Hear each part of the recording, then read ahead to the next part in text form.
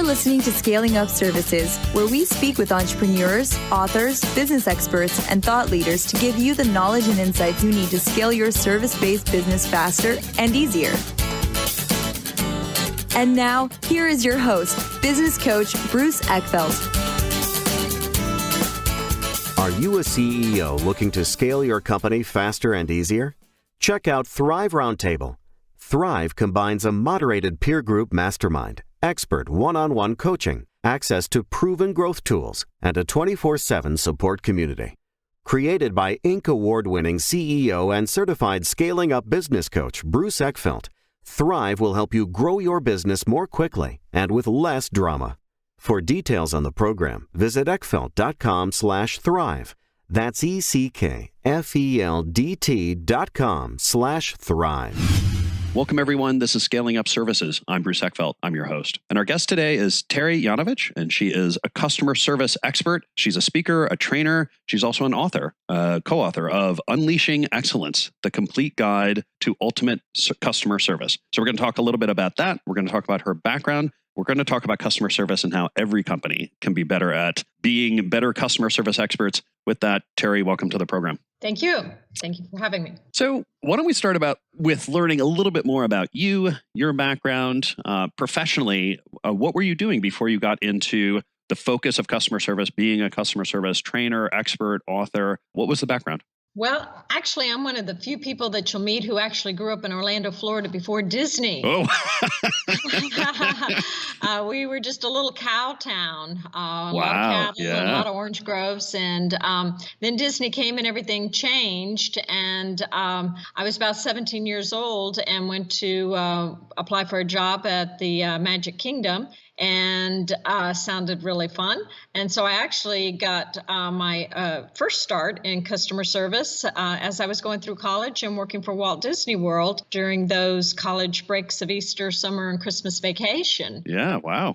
And so it was a great learning experience, which I carried with me when I moved to Seattle, Washington, following graduation, and began my career with the Hertz Corporation. Mm-hmm. My first professional job as a manager at the Seattle airport. And what I learned there is that a car is a car is a car. Get it from Avis, National, Budget, or Hertz, the product is basically the same, but the experience is the differentiator. And so Hertz always worked very hard at being quicker, faster, better than everybody else. Yeah. So I took that learning experience, and it does rain a lot in Seattle, much more than Florida. So I moved back to Florida as a regional trainer with Hertz and went up and down the East Coast training all the managers and rental agents in the customer experience. I left there and went to work after 5 years with a fellow by the name of Philip Crosby. And he was a guru in quality management, mm-hmm. and believed that that if you don't have quality in your product or service that you're offering, then nothing else really matters. And that it's important for every business to consistently deliver on the promise of that quality. And so I worked with him for the next decade.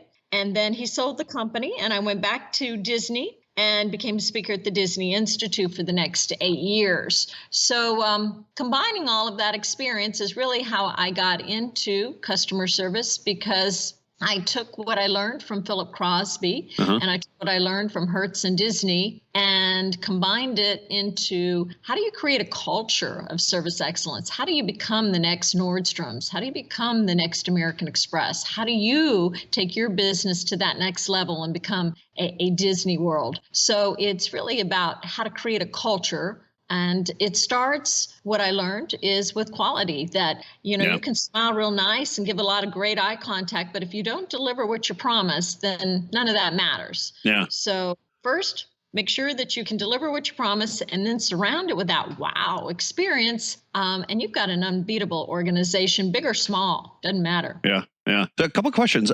So given that you have such kind of not a long experience necessarily, but this historical experience with Disney. I mean, has Disney always been, because we use it as a case study all the time now in terms of customer service and experience design and how has it always been that way? You know, when you were 17 and working there on Easter break, I mean, have they always had that kind of focus and that kind of dedication to experience in the organization? Absolutely. Absolutely. Yeah. And that's what makes them so great, is because it never wavers. It's never, let's let our hair down and relax a little bit. It's always paying attention to the details, always looking for ways to exceed expectations. Yeah. And that's ingrained into you from the moment that you go for the interview, the original interview. Yeah, fascinating. And let's talk about quality a little bit, because I think quality, I came out of the lean, agile kind of background and world, and we're always looking at quality and we're always looking at delivering customer value. I guess, talk to us a little bit about the definition of quality.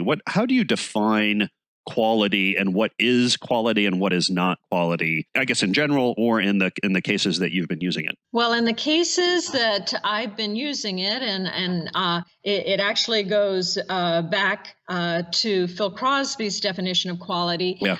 And that is conformance to requirements. That as long as you identify with the customer what the requirements are, either in terms of specifications or in terms of time and budget, that as long as you conform to those requirements that have been agreed to, then you've done quality work. And that is a beautiful definition because it takes the subjectiveness out of it. It's no longer good quality, bad quality, high quality, low quality. It's, did you conform to the requirements or did you not? Yeah. And it becomes a binary. And that makes it easy on everyone. Well, and I think an interesting thing that you said there, and I'm kind of curious how much this becomes kind of a factor for you, is based on what the customer wants.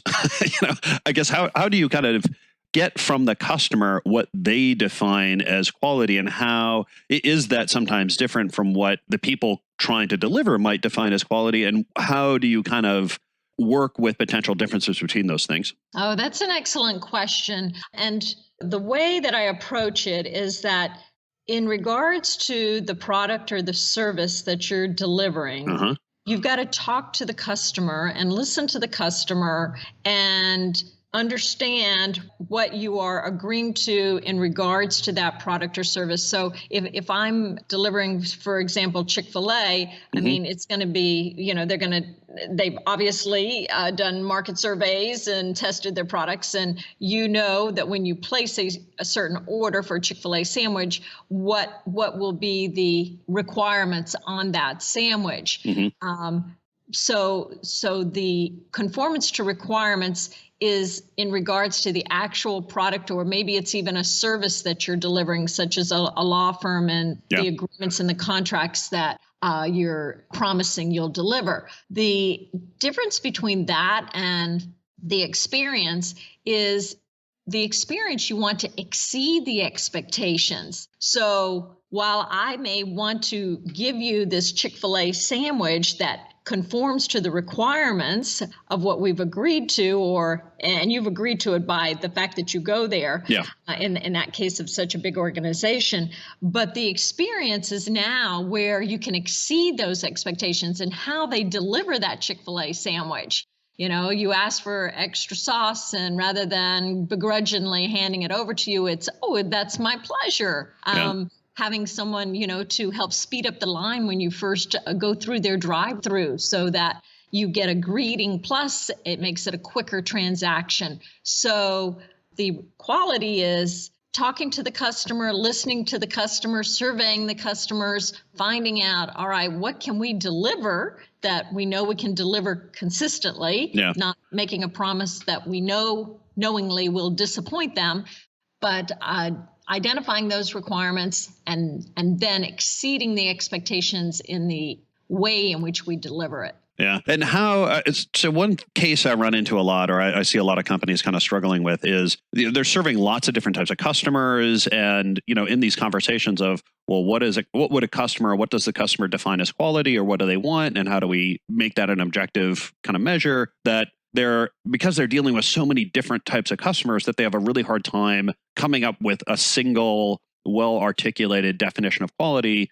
around that, because they have, some people want it in 24 hours, some people want it in 48 hours, some people want it delivered by email, some people want it, in a repository, how do you deal with situations where a client hasn't really narrowed their customer down, or is dealing with a situation where the needs are kind of scattered or across a wide range of parameters? Well, then you have to be the one to define the output as to what you're going to be willing to deliver. I mean, some things are going to be cost prohibitive, but like I just made an order on Amazon earlier this morning, and they let me define how I wanted the shipping to be. And then based upon that, do I want, it this afternoon? Then I'm going to have to pay extra in order to do that. Or do I want to wait 2 days and then it'll be free? So it's, if the customer is not defining it, then you've got to define what you can do and still make a profit. Yeah. Okay. So it sounds like so defining this one way or another, and to the extent that there's a customer wants options, is it giving them options, and with any corresponding pricing changes that you want to make with that. I think that makes sense. So talk to us about, once I've defined this, how do I actually make sure that I'm able to deliver on this? I mean, what's the process I need to put in place, either operationally, culturally, training wise? I mean, how do I get my organization to actually deliver against that? Well, you start at the end because the end is really the beginning. So once you've defined the requirements on that product or service that you're going to deliver, that you're going to make that promise that you're going to deliver, then you back into the process and define, so what facilities and equipment am I going to need in order to be able to do this? What training and knowledge do I need to give my employees so that they can make or deliver this? What procedures need to be in place so that we all know exactly what we're all doing. And then having a performance standard of how often do we want to follow all of these. If it's the beginning of the month, we're going to make sure that, we follow and make sure we've always got these elements in place. But now it's the end of the month and we got to scurry, or we've got a big order, so we're going to let things go. So that performance standard becomes very important. And a lot of times I'll hear companies talk about, well, we did great, 98% of the time we got the customer what they wanted and what we promised. But, that 2% that didn't, that 2% could be a lot of customers. Yeah. And that 2% is the one that's going to be out there talking negatively and posting on Twitter. Yeah, absolutely. So the attitude has to be, we're going to conform to these requirements. Once we've defined the output and the requirements on that output, and we've defined what will be the process that will get us there consistently every time, then we have to have the attitude that 100% conformance to following that process so that we know that we're going to produce that output every time. Yeah. So, and what are the procedures, like as you work with companies, where do you see companies, lacking in kind of attention to procedures or attention to detail around procedures that ends up impacting their customer service kind of capability or their standards most dramatically? It's typically that attitude of that's close enough. That everybody, starts to rest on their laurels after a while, and or something happens and they let it go with, well, that's close enough attitude. Yeah. And the problem with that is, even if each one of us have a 99%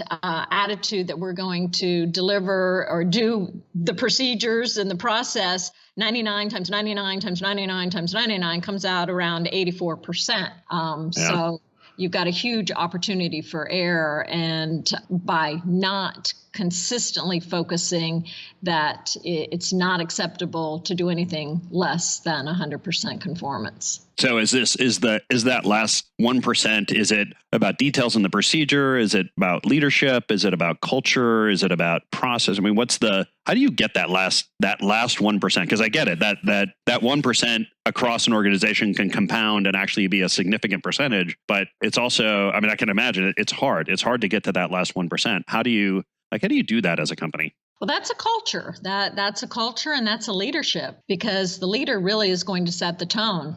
when we see the leader saying, okay, it's all right for that shipment to go out, even though we know that, it's missing, or I was working with a trucking company and their approach was that, or their promise to the clients was that it was a liquid transport trucking company that they would always clean out before each changeover in product. Yeah. And one time they knew that they had not done the clean out, but it was a very similar liquid product that they were going to be delivering. And it really wouldn't have affected because it was so similar, the full cleanup anyway. And but the president of the company called the client and said, you know what, we did not follow our procedure exactly as promised. And so therefore, we're going to eat this one to you, and we're going to redeliver for you. And we'll make sure that it's all on time and right. Yeah. So, he didn't have to do that because the client might not actually have known in the end. Mm-hmm. But it was a huge message to everybody in the organization is, we don't mess around, that we're going to do it the way we promised, that we're going to do it every time. So that 1% really comes back down to culture and leadership. Yeah. Yeah. It's a good example. And I talk a lot about culture and core values with clients, and we're always looking for stories. We're always looking for the stories that demonstrate the living of core values, or in this case, not living core values, and how it impacts the organization. And I think that it's a core part of being able to talk about these kind of values, whether they're customer service or general, is having these stories behind it. So I like that one because it's a great demonstration of someone really living it. What else goes into value? I mean, as you kind of articulate these customer service values, how else do you communicate them? How do you make sure that they're alive and, in the kind of day-to-day discussion and actions of the company? Well, the leadership has to go around and talk about them. And that was the wonderful thing about Walt. And while I was not there when Walt was there, that was his style of making sure that everybody understood his commitment to quality. And the story that I loved that got passed down, actually, Walt took a ride on the Jungle Cruise. And this was a ride that goes around, it's about 7 minutes long. And it goes through this river, and there's alligators and crocodiles and all. He knew that the ride was supposed to last for about 8 minutes. And so when he got off the ride, he went back to the supervisor of the area and he said, hey, I just got off that ride and it only took me 5 minutes. He said, this is like a movie and you're cutting out pieces of the film when you speed through it. And I don't care that we have thousands of guests waiting in line. He said, this ride should be 8 minutes. I'm going to give you 3 days to get it fixed. So the supervisor then went back and talked to the employees, the cast members, and all made sure, that they knew exactly that they were supposed to follow all the protocol.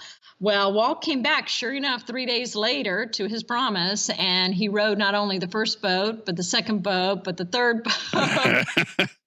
Consistency. Rode all the boats, that were working, at that shift, about, 6 of them.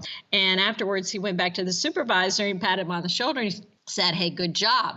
And, the supervisor then turned to one of the other cast members and he said, I knew that Walt would be back. And so I made sure that I stacked my best skippers in the beginning, but he said I had no idea that he would ride off. But that story actually got told to me by Dick Nunes, who was president of Walt Disney Attractions when I was there. So Walt had communicated it to Dick, through his observing Walt doing this. And then Dick was communicating it to me. And I am sure that the president of Walt Disney World is communicating that same story to the cast members today. Yeah. And that's what it takes is, as you said, the storytelling has a big impact, and observing leaders as they are, as Walt would call it, MBWA, management by wandering around, not by walking around. I like it, wandering. Yeah, a point A to a point B, but you wander around as a leader and you listen to your employees and you share stories.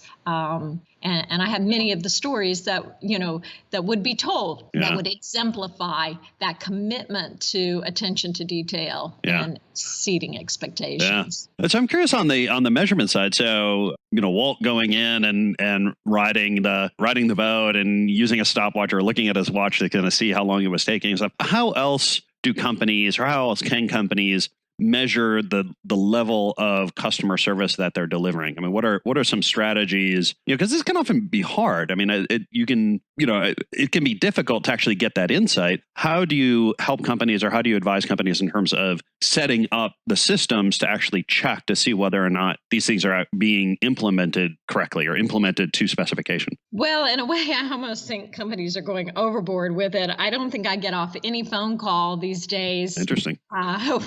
With any kind of a business, almost, with them not asking me to rate how was my interaction with that representative, and would I please stay on the line and answer a few quick questions.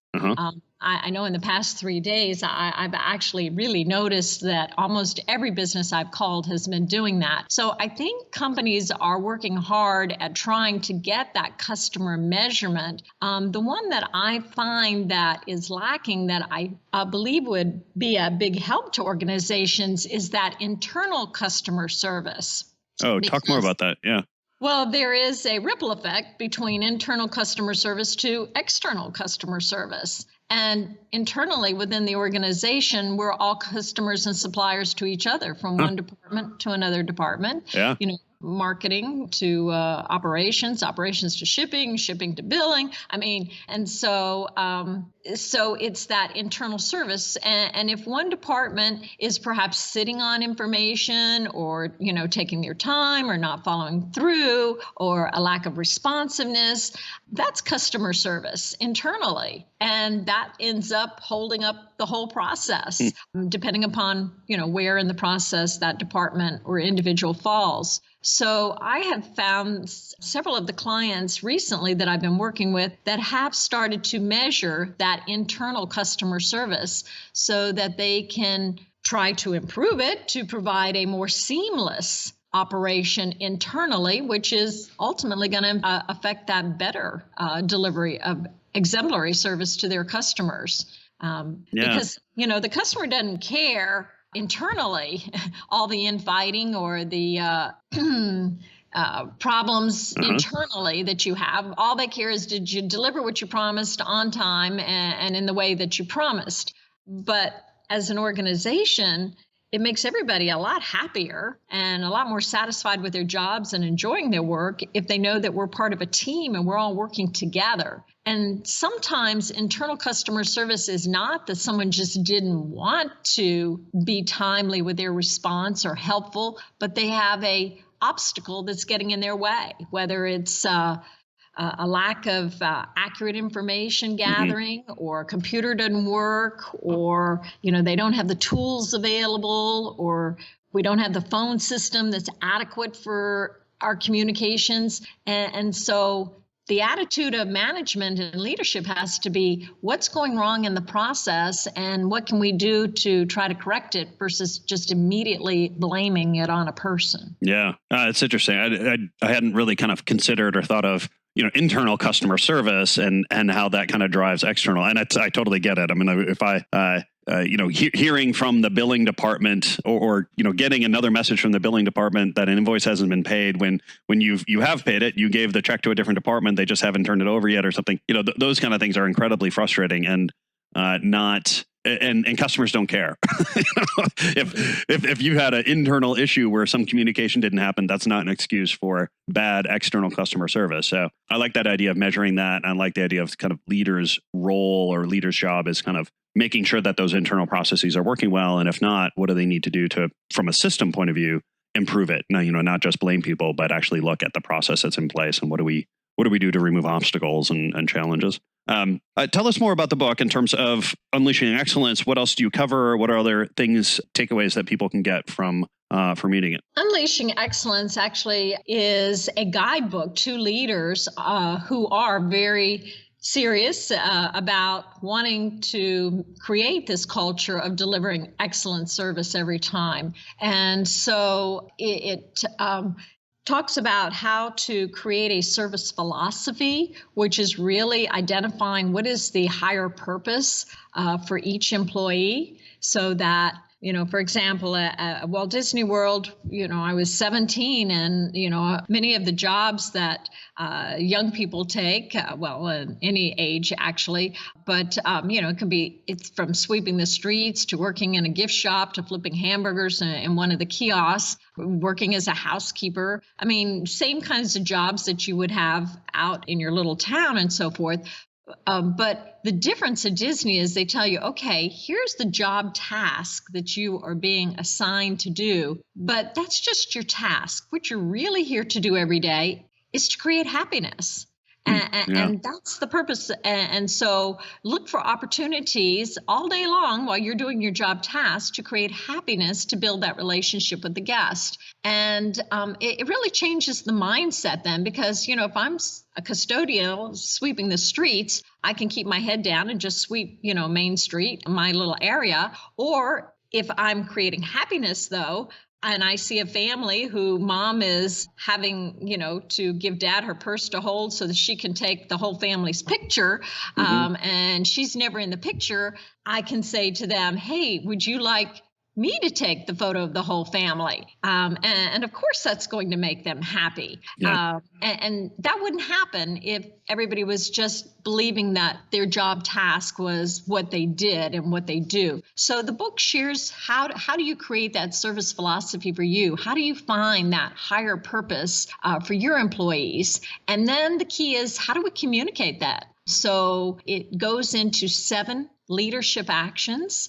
everything from the interview process, where you communicate upfront that service excellence is how we do things, giving amazing customer service, and here's your higher purpose. The measurement of it. How do we measure this? And how do we remove those obstacles that get in the way of delivering it? And how do we give recognition to employees who exhibit and work very hard at making this service philosophy and this higher purpose the meaning of what they do every day in their job, so we can create some internal role models for everyone. And then how do we hold people accountable so that it becomes, this is a way of life for us, and this is just how we do things here. This is our culture. So it's really a book that is a structured approach on how to create a culture of ultimate customer service. That's great. And so if people want to find out more about the book, more about you, the work that you do, what's the best place to get that information? My website has just about everything on it, and that is www.retainloyalcustomers.com.